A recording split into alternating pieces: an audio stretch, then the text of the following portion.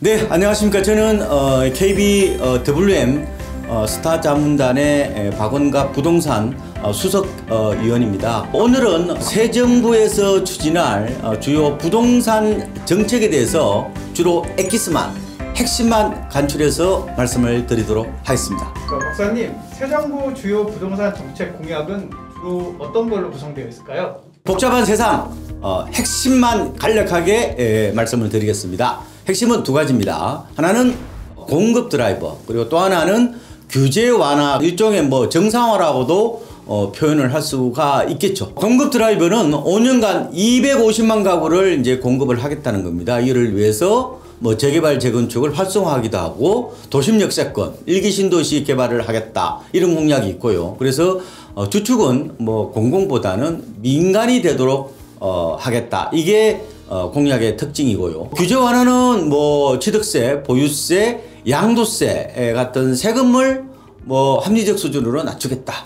그리고 재건축 규제를 풀어서 도심주택 공급에 물꼬를 트겠다, 이런 내용이 골자라고 보시면 되겠습니다. 그렇다라고 하면 눈여겨봐야 할 공약은 어떤 거라고 생각하세요? 세 가지 정도만 짚어주시면 감사드리겠습니다. 우선적으로 보면요, 공약들은 많습니다. 그런데 시장의 민감도 중심으로, 시장에 미칠 영향 중심으로 세 가지를 꼽는다면, 첫 번째로는 다주택자 양도세 한시적 중과 배제, 이거 중과는 안 하겠다는 거죠.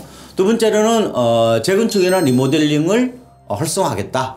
세 번째는 청약시장의 변동이 올 수 있는 부분입니다. 투기과열지구, 서울이라든지 과천이나 광명 이런 데가 다 투기과열지구잖아. 이런 데서 일부 중소형도 지금은 이제 100% 가점제인데 추첨제를 도입하겠다. 이게 이제 세 가지 골자라고 보시면 되겠습니다. 자, 그러면 첫 번째로 선택하신 다주택자 양도세 한시적 중과 배제를 선택하신 이유와 그 내용에 대해서 설명 부탁드릴게요. 다주택자들에게 퇴로를 열어주고 거래를 활성화하겠다, 이런 취지라고 보면 돼요.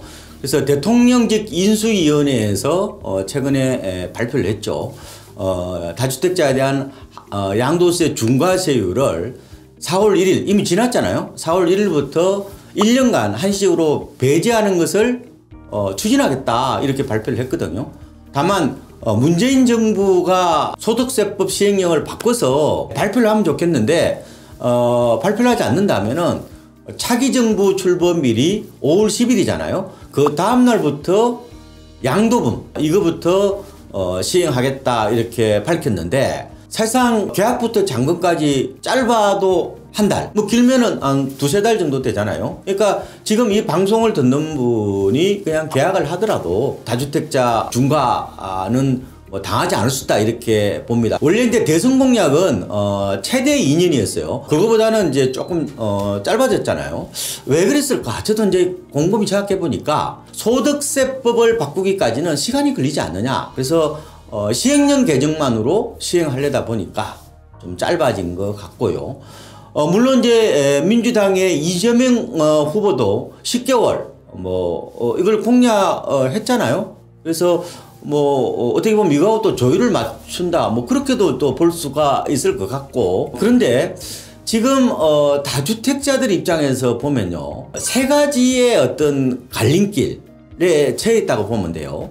자, 먼저 보유세 부담이 만만치 않잖아요. 그럼 주택수를 줄이거나 아니면 세금 부담을 낮춰야 될 거잖아요. 근데 첫 번째로는 시장에 매각하는 방법이 있을 거고, 또 하나는 부담부 정리라고 그래서 아마 여의도 5번 출구에서 그동안 말씀을 많이 드린 것 같은데, 주로 대출이라든지 전세를 안고 가령 자식한테 부동산을 정리하는 걸 이제 부담부 정리라고 그러잖아요. 그런데 전세 보증금이나 대출금은 빚이잖아요. 그러니까 빚을 어떻게 보면 채무를 자식에 가령 양도하는 거기 때문에 양도세가 나옵니다. 그런데 다주택자에 대한 양도세 중과가 배제되면은 전체 부담부 정리 금액도 줄기 때문에 일부 다주택자들은 이번 기회를 활용해서 부담부 정리로 갈 가능성이 있고요. 마지막 출구는 공약을 보면은 매입 임대를 이제 허용해 주겠다는 거예요. 아파트 같은 경우는 그동안에는 안 됐잖아요. 다세대 다가구밖에 안 되는데 전용 면적 60제곱미터 이하, 25평형 이하면은 임대사업 특히 매입 임대 사업을 허용해 준다 그러면은 그걸 활용할 수 있겠잖아요. 그죠? 그래서 등록을 하게 되면은 뭐 양도세라든지 보유세 이런 부분에 대해서 경감 되는 게 있으니까 이 세 가지 이 방향으로 갈 거다. 그런데 일반적으로 생각하기에는 가장 많은 거는 제가 봤을 때 시장에 매각하는 것이다. 이렇게 보고 있습니다. 근데 이 시기적으로 좀 보면요. 보유세 부과 기준일이 6월 1일이잖아요. 얼마 안 남았죠. 그 이전에 이제 1차로 나올 가능성이 있죠. 그러니까 5월 말 이전에 잔금을 쳐달라 이런 조건 아니겠어요? 그리고 또 한 번 나올 만한 게 연말 정도거든요. 근데 어쨌든 내년 3, 4월이 가면은 이게 이제 거의 끝나잖아요. 임박해서는 절세물이 잘 안 나옵니다. 그러니까 연말 직전에 좀 많이 나올 것 같다는 생각이 들고요. 근데 문제는 다주택자들 입장에서는 지금 내가 살고 있는 집을 팔 수는 없잖아요. 그거는 비과세 받고 나와야 되니까 결국은 전월세를 주고 있는 집을 먼저 팔 수밖에 없는 상황인데, 그러면 이거는 이제 갭투자자한테 팔아야 되잖아요. 근데 작년처럼 갭투자하는 사람들이 많지는 않아요. 그래서 이 세를 안고 있는 매물이 쉽게 소화되겠느냐, 이게 생각보다 쉽지 않을 수 있다는 거예요. 그러니까 한시적 양도세에 어떻게 보면 가면 이 기간도 1년 정도로 길지도 않고 임대차 기간이 사실상 4년이잖아요.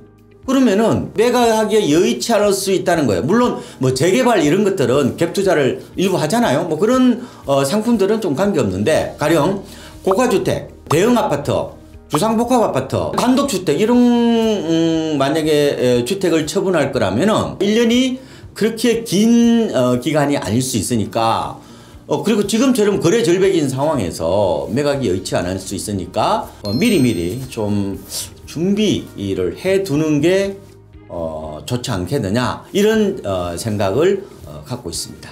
두 번째로 선택하신 재건축 리모델링 규제 완화 선택하신 이유와 내용에 대해서 설명 부탁드립니다. 특히 이제 재건축 규제 완화는 폭발성이 큰 대책일 수가 있죠. 시장이 민감하게 반응을 한다는 측면에서요. 그런데 재건축 이 첫 관문이 뭐냐면은 안전진단이란 말이에요. 그죠? 이번에 정밀 안전진단에 대한 기준을 완화하겠다는 공약이 있어요. 그런데 이거는 뭐 시행령이나 시행규칙 정도 뭐 할 수 있으니까 가령 뭐 구조안전성 가중치를 뭐 지금 50%잖아요. 이걸 30%로 낮춘다는 거고, 뭐 주거환경 가중치를 15%에서 30%로 올리는 거죠. 바로 이런 얘기도 있어요.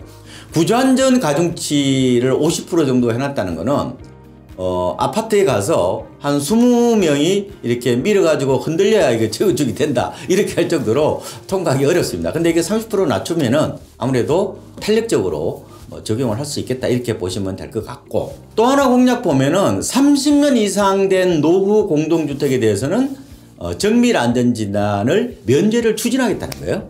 그래서 이 부분은 뭐 지금까지 보도 나온 거 보면은 시장 불안을 좀 유발할 수 있지 않느냐, 이런 또 지적들이 있나 봐요. 그래서 다소 논란이 있어서 조기 시행은 다소 유동적이지 않느냐, 이렇게 지금 제 나름대로 예상을 해보고 있습니다. 그리고 또 하나는 재건축 초과이익 환수제라고, 요새 뭐 워낙 축약으로 많이 쓰니까 재초안이라는 얘기를 많이 들으셨죠. 지금 재건축이 안 되는 가장 큰 원인은 저는 안전진단, 뭐 분양가 상한제 이거보다도 이 재초안인 것 같아요. 그래서 저는 이걸 재초안이라 부르지 않고 재초제라고 부릅니다.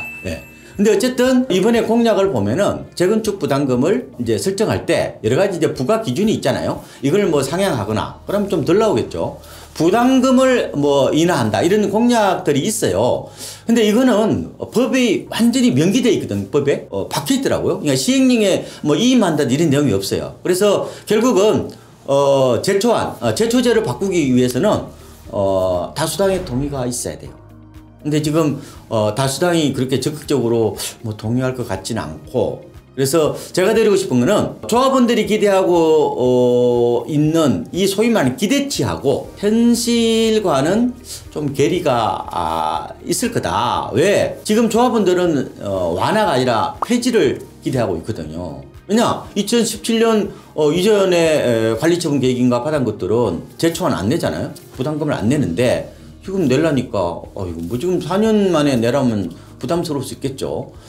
그리고 또 하나는 국회를 통과해야 된다는 점. 이 부분 때문에 아마 재건축에 대한 기대들은 많을 텐데 막상 이게 철거라든지 이런 단계까지 가기에는 벽돌이 이렇게 곳곳에 이렇게 장애물처럼 이게 설치되어 있다 이렇게 보시면 될 것 같습니다.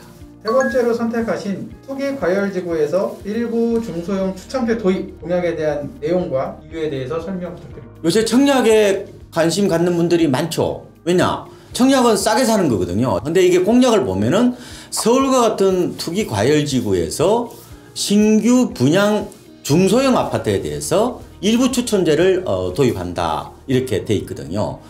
다 아시죠? 그러니까 지금 투기 과열지구 중소형은 다 100% 가점제잖아요. 가점제 84점인데 4인 가족이 만점이 69점이에요. 이거 뭐 당첨된다는 것은 거의 뭐 천년기념물이다 이런 얘기를 하고 있는데, 그래서 이거는 보니까 주택 공급에 관한 규칙을 바꾸면 돼요. 그래서 아마 그거는 쉽게 될 텐데, 어쨌든 앞으로는 60제곱미터 이하는 추첨제가 60%예요. 그 다음에 60에서 84제곱미터까지는 30%. 특히 지금 60제곱미터 이하들은 이게 보면은 가점제보다 추첨제가 더 많잖아요. 그죠? 그러면은 가점 낮은 분 입장에서는 특히 무주택자들은 굉장히 노크를 해볼 필요가 있다는 생각이 들고, 다만 이제 85제곱미터 초과 중대형은요, 종전에 추첨제 물량이 50%였죠. 근데 이번에 이게 20%로 줄어드는 어떤 그런 점은 있고요. 그러니까 비중 조절 이 부분을 한번 체크를 해보시면 좋을 것 같고, 30대 분들이 뭐 지금 청약 녹화하신 분들이 집이 있는 분이겠어요? 그렇지 않잖아요. 대부분 무주택자일 텐데, 지금 서울과 같은 곳에서는 추첨제 물량의 75%가 무주택자한테 배정되는 거예요. 당연히 그러면은 이게 추첨제는 뭐예요? 조건만 되면은 똑같이 당첨의 기회를 노릴 수가 있는 거거든요.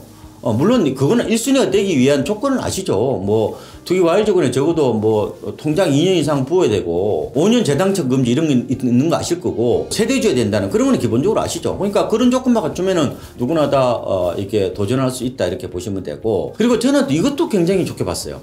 그러니까 1주택자들도 그동안에는 중소형은 대부분이 이제 가점제니까 전혀 뭐 나하고 관계없는 일이라고 봤는데, 이제 노크를 할 수 있는 거거든요. 다만 1주택자들은 25%에 대해서 이제 노크를 하는 거잖아요. 근데 이게 처분조건부 분양이라고 그래서 입주한 다음에요, 6개월 안에 종전집을 처분한다는 서약이 있어야 돼요. 그러면 그거 잘 생각하셔야 돼요. 그죠? 당첨이 됐다. 그럼 입주까지 3년이잖아요?